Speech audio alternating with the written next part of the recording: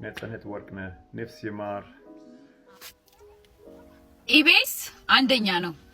እኔ እንደ መቅደስ አይነት በጣም ካልኩሌቲቭ ሰው አይቻላቅም። ስለሆነም የፕሮግራሙ ስያሜ የነፃነት ጨዋታ በሚል ተተክቶ ዘመን እንዲሻገር እንጠይቃለን በማለት ይህ ስያሜ ለነፃነት የሚሰጥ የክብር ካሳ ብቻ ሳይሆን ለኢቢኤስም ለባለሙያዎቹ ያለውን አክብሮት የሚያሳይበት ትልቅ አጋጣሚ ነው በማለት ስሙን በአርቲስት ነፃነት ወርቅነህ ህልፈት ዙሪያ የተገለጠው የሰይፉ ድብቅ ማንነትና ያልተነገረው ውለታ ብዙዎችን እያነጋገረ ይገኛል። አሁን ወደ ሰርጀሪ ክፍል ሊገባ ነው። ሰላም ጤና ይስጥልኝ ውድና የተከበራችሁ ቻናላችን ቤተሰቦች እንዴት ከርማችሁልኛል? እኔ ያለው ክብሩ ይስፋ ዛሬም እንደተለመደው ሶሻል ሚዲያ ላይ መነጋገሪያና አዳዲስ የሆኑ ቪዲዮችን ወደ እናንተ ወደ ውድ ቤተሰቦች ይዤላችሁ መጥቻለሁ። እንደተለመደው እነሱን አብረን እያየን ሐሳብ አስተያየታችንን ሼር እንደራረጋለን። ከእናንተ የሚጠበቀው እስከዚህ ቪዲዮ መጨረሻ አብራችሁ መቆየትና እንዲሁም ለዚህ ውድ ቻናል አዲስ የሆናችሁ ይሄንን ቻናል ሰብስክራይብ በማድረግ ቤተሰብ መሆን ብቻ ነው። እንዲሁም ሁላችሁም ይሄንን ቪዲዮ እንደምትወዱት ስለማልጠራጠር አንድ ጊዜ ላይኳን ግጩኝና ወደ ዛሬ ቪዲዮቻችን ሂድ። መቼም ማስቸግራችሁ አላውቅም። ዛሬ ግን ይህችን መልእክት ብቻ ሼር በማድረግ ለኢቢኤስ ማኔጅመንት እንድታደርሱ በትህትና ጠይቃለሁ በማለት አርቲስት ሄኖክ ድንቁ የክብር ጥሪውን ለኢቢኤስ ቴሌቪዥን ማኔጅመንት አቅርቧል። አርቲስት ነፃነት ወርቅነህ በቤተሰብ ጨዋታ ፕሮግራም አማካይነት ወደ እያንዳንዱ ኢትዮጵያዊ ቤት የገባው በሳቅና በደስታ ብቻ አይደለም። ነፃነት ህመሙን ችሎና ደብቆ ለሙያው ያበረከተው መስዋዕትነት ታላቅ ትምህርት ነው። የገዛ ስቃዩን በፈገግታ እየሸፈነ እኛን ለማስደሰት ስል የከፈለ ዋጋ በገንዘብም ሆነ በምስጋና መተመን አንችልም።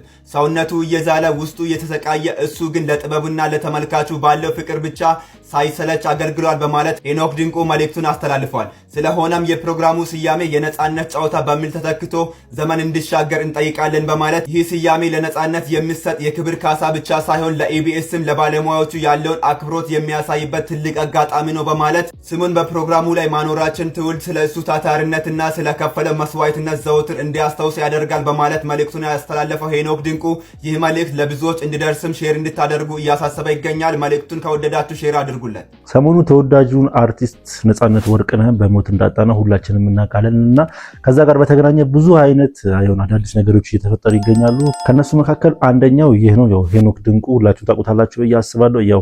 ተዋናይ ነው እና ነፃነት ጨዋታ በማለት ይቀየር፣ የቤተሰብ ጨዋታ የሚለው የነፃነት ጨዋታ በሚል ይቀየር እያሉ ይገኛሉ እና ብዙ ሰዎች እሱን ሐሳብ ደግፈው ቪዲዮ እያጋሩ ይገኛሉ። በአሁኑ ሰዓት በነፃነት ወርቅነህ የሚቀርበው የቤተሰብ ጨዋታ ወደ ነፃነት ጨዋታ ይቀየር የሚል ሐሳብ ቀርቧል። ይህ ታላቅ ሰው እስከ መጨረሻዋ ጠብታ ድረስ እያመመው እያዝናናን እየደከመው እያሳቀን ኑሮ አልፏል። ታዲያ በኢትዮጵያ ኪነ ጥበብ ታላቅ አሻራን በማሳረፉ ተወዳጅነትን ያተረፈው ነፃነት ወርቅነህ በኢቢኤስ በሚቀርበው የቤተሰብ ጨዋታ በርካቶቻችንን አዝናንቶናል። የነፂን ስም ከትውልድ ወደ ትውልድ ለማሸጋገር የቤተሰብ ጨዋታን ወደ ነፃነት ጨዋታን እንቀይረው የሚል ሐሳብ ቀርቧል። በዚህ የምትስማሙ የነፃነት አድናቂዎች ነፃነት ጨዋታ እያላችሁ ኮሜንት ሴክሽኑን አጥለቅልቁት።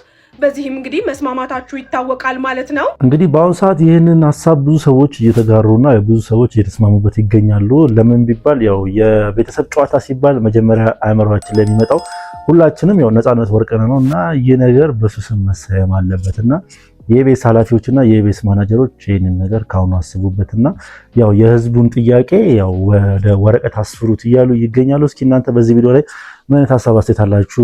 ቢሰየም ጥሩ የሚሆን አይመስላችሁም? ለሱ ነው ለማስታወስ እና ብዙ ነገሮችንም ለመቀየር ጥሩ ይመስለኛል። እስኪ እናንተ በዚህ ቪዲዮ ላይ ያላችሁን ሐሳብ አስተያየት አጋሩኝ እና ከዚህ መቀጠል በቀብር ስነ ስርዓቱ ላይ ብዙ አነጋጋሪ ነገሮች ተፈጥሯሉ። ከዛ መካከል አንደኛው የሰይፉ ፋንታውን መድረክ ላይ አወጥቼ ንግግር አላደርግም ማለት ብዙ ሰዎችን እያነጋገረ ይገኛል እና ከምን የተነሳ ነው እያሉ ብዙ ሰዎች ሐሳብ እየሰጡበት ይገኛሉ። በአሁኑ ሰዓት ሰይፉ ፋንታውን እንዴት በነፃነት ቀብር ላይ አንተ ትኩራራለህ? በቀብሩ ፕሮግራም ላይ ንግግር እንድታደርግ ተጋብዘ ንግግሩን ያልተቀበልከው ወይንም ያላደረከው ስለኮራህና ስለተመጻደቅክ ነው በሚል ጥቂት የማትባሉ ግለሰቦች ሶሻል ሚዲያ ላይ የሰይፉ ፋንታውንን ፎቶ እያስቀመጣችሁ ከነፃነት የቀብር ፕሮግራም ጋር በተገናኘ ስትተቹትና ስትወቅሱት እያየው ነው። ይህንን ቪዲዮ ግን የሰራሁት ከዚህ ትችታችሁ ጋር በተገናኘ አንዳንድ እናንተ ማታውቁት ነገር ግን ጥቂቶች የሚያውቁትን ነፍሱን ይማርና የነፃነት ወርቅነህንና የሰይፉ ፋንታውንን ግንኙነት ልነግራችሁ ነው የመጣሁት። እርግጠኛ ነኝ ስትሰሙ በዚህ ትችታችሁ ብዙዎቻችሁ ታፍራላችሁ ብዬ አስባለሁ። ለምሳሌ ብዙዎቻችሁ ማታውቁትን ነገር ልንገራችሁ። ነፃነት ወርቅነህ ለሕክምና ህንድ ሀገር ሲሄድ ያኔ ማለት ነው ለሕክምና ወጪ የሚሆን ከግል አካውንቱ ሰይፉ ፋንታሁን ከ1 ሚሊዮን ብር በላይ ሰጥቶት ነበር።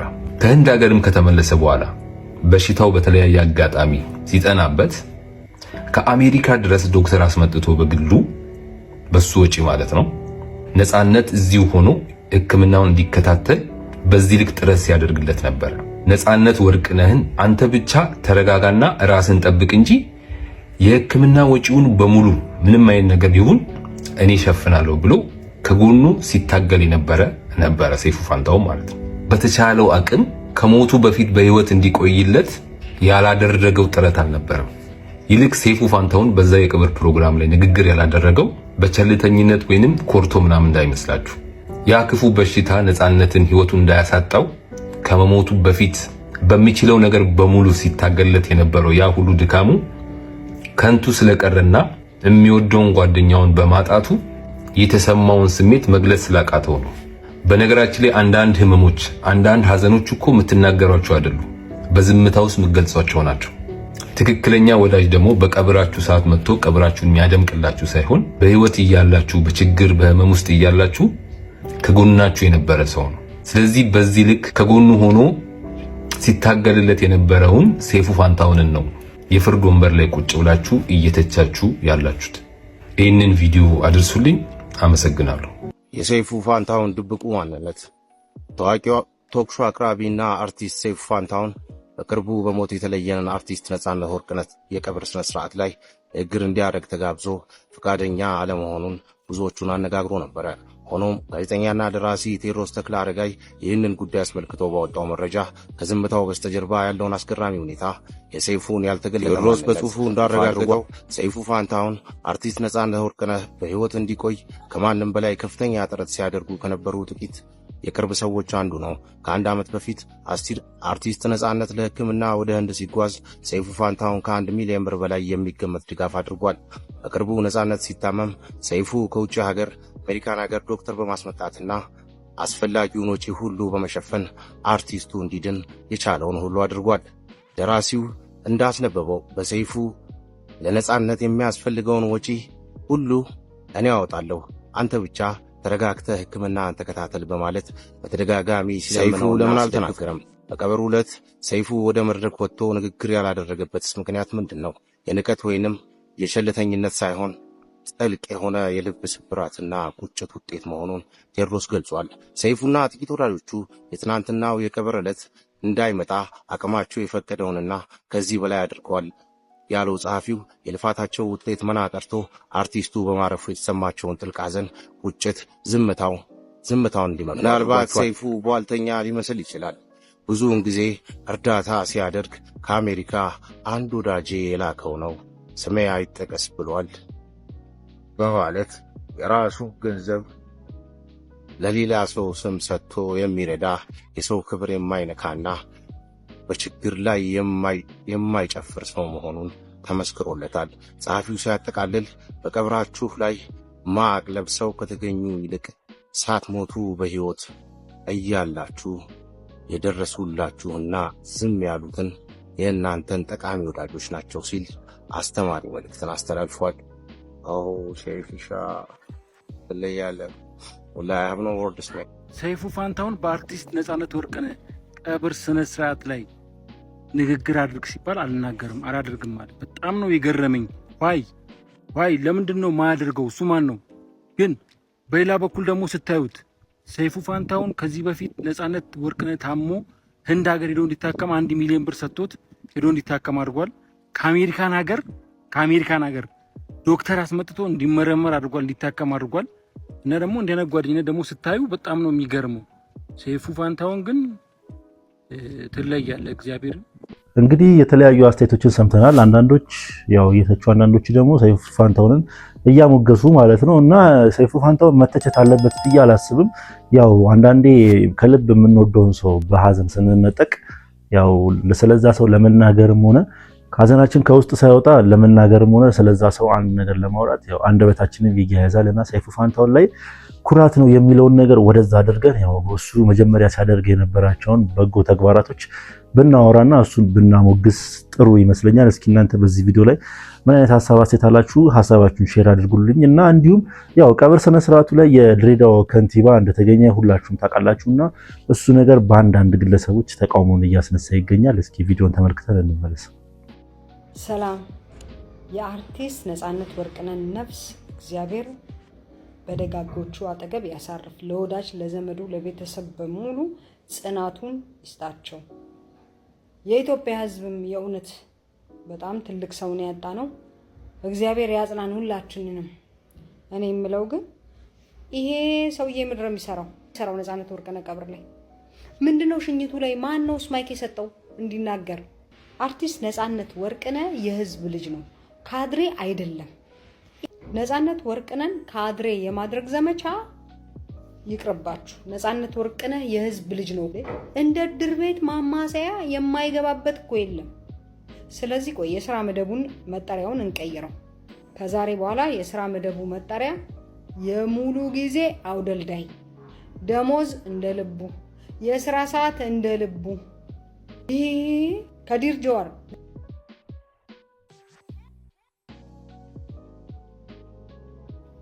ከድሬዳዋ ድረስ አቃርጦ ቢመጣም ቀብሩ ከተፈጸመ በኋላ ወደ ሀገሩ ወደ መጣበት መመለስ ይችላል።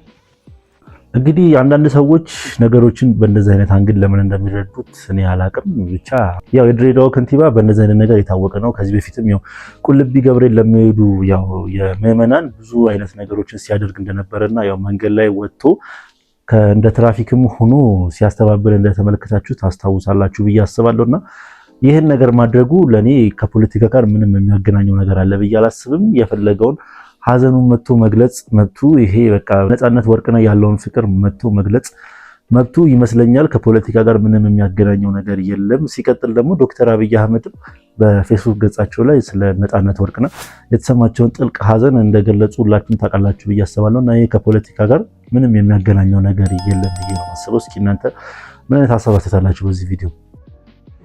ነፃነት ወርቅነህ ነፍስ ይማር። ደነገጥኩኝ ዜና ሲሰማ። May you rest in peace, remembering Netzanet, and obviously he went to Ababa as well. Great times spent. It was a pleasure working with you many years ago. Rest in peace. ይህን አርቲስት ሁላችሁም ስታስታውሱት የሚመጣላችሁ ምንድነው? ባለቀለም ህልሞች ቁጥር 1 እና ቁጥር 2 ነው። የቁጥር 2 ላይ ነፃነት ወርቅነህ ባይኖርም ቁጥር 1 ላይ በተወናቸው የሚገራርም ትወናዎች ያው ከቶማስ በሚል ገጸ ባህሪ ሲጫወት የነበረውን ግለሰብ ያው ለነፃነት ወርቅነህ የተሰማውን ጥልቅ ሀዘን በዚህ መልኩ አካፍሏል ማለት ነው። ሰላም፣ እንዴት ከረማችሁ? ልጆች ሰላም ናችሁ? እንዴት ናችሁ? ሰሞኑን ጥሩ ሁኔታ ላይ አልነበርኩም። በጣም ብዙ ህይወት ፈተና ገጥሞኛል። ይህን ብዬ መግለጽ አልችልም። ምናልባት ሊያሰናብቱኝ ይሆናል ብዬ አሰብኩና ነፍሴ በጣም ተጨነቀ። እናቴ ያባታኝ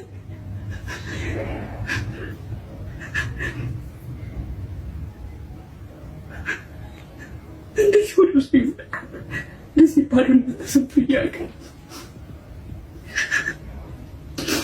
ይጨንቃል፣ በጣም ይጨንቃል። ክርስቶስ አምላክ የማይለውጠው ታሪክ የለም። ታሪክ ይለውጣል። እኔም ታሪክ ለውጠው በህይወት ያቆየኝ አምላክ አሁንም ታሪክ ይለውጣል ብዬ አምናለሁ። ተስፋዎች እናተራችሁ ማለት በቃ አልቻልኩም። ጉልበቴ ራደ፣ አቅሜ ራደ፣ በቃ ጥንካሬ ጠፋ። ሰውነቴ በጣም ይቀጠቅጥብኝ። መቆም መቀመጥ ሁሉ አቃተኝ። አላውቅም ምን ማድረግ እንዳለብኝ እንዳደርግ ጨርሻለሁ።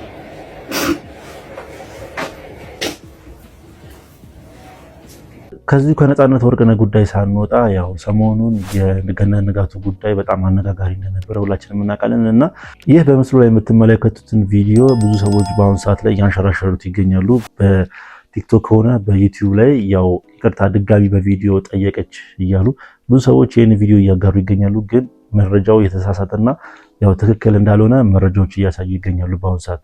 ይህን ቪዲዮ በተመለከተ የወጣ መረጃ አለኝ። መረጃ ሌሎች እንደሼር ማድረጋችሁ እንዳትረሱ። አዲስ የሆናችሁ ፎሎ አድርጉ።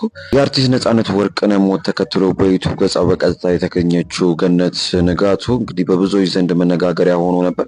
ይህ ድርጊቷም አወዛጋቢ ነበረ። ይህን ድርጊቷም ተከትሎ ገነት ንጋቱ እንግዲህ በጽሁፍ ይቅርታ መጠየቋ ይታወሳል። እንደዚሁም ደግሞ አሁን በምስል በቪዲዮ ይቅርታ ጠይቃለች በሚል ይህ ምስል እየተሰራጨ ነው የሚገኘው። ነገር ግን ጉርሻ ፔጅ ይህ ምስል ከ5 ዓመታት በፊት አርቲስት ገነት ንጋቱ አባቷ ታመው በነበሩ ጊዜ የሰራችው ቪዲዮ እንደሆነ ነው ያሳወቀው። ስለሆነም አርቲስት ነጻነት ወርቅነህን በተመለከተ በቪዲዮ የጠየቀችው ምንም አይነት ይቅርታ የለም። ከዛ ውጪ በጽሁፍ የጠየቀችው ይቅርታ እንዳለ ነው ያመላክተው።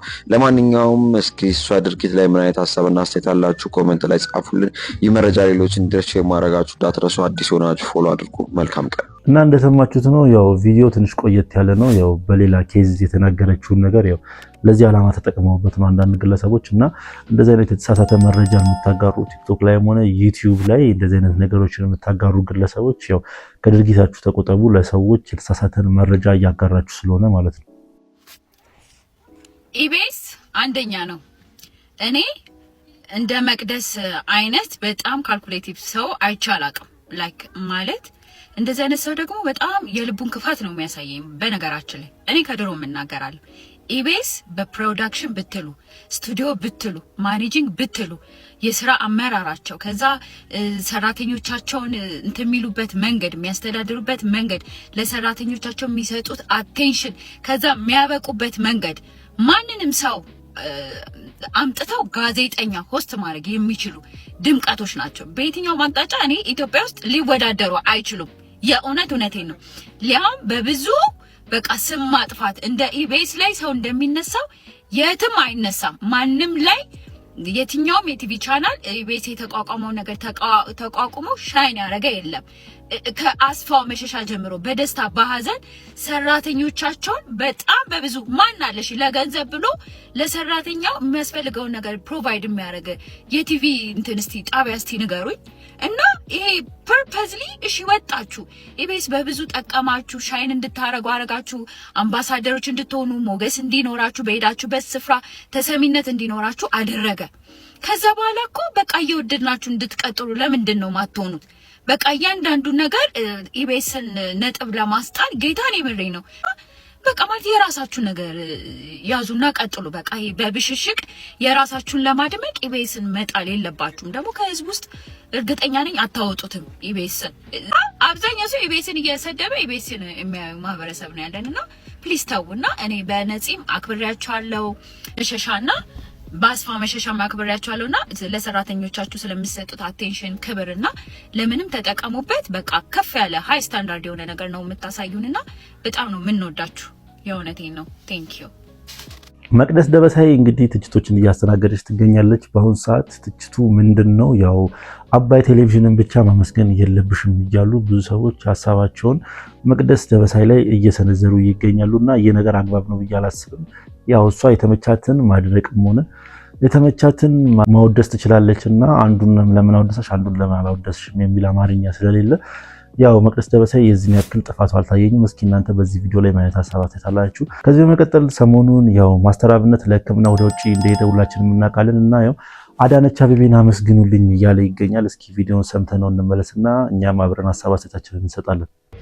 አሁን ወደ ሳርጀሪ ክፍል ሊገባ ነው። በሁሉ መልካም ነገር ከጎኔ የቆማችሁ ኢትዮጵያውያንና ታላቅ የደግነት ልብ ባለቤቶች ሁሉ ምስጋናዬ ከልብ ነው።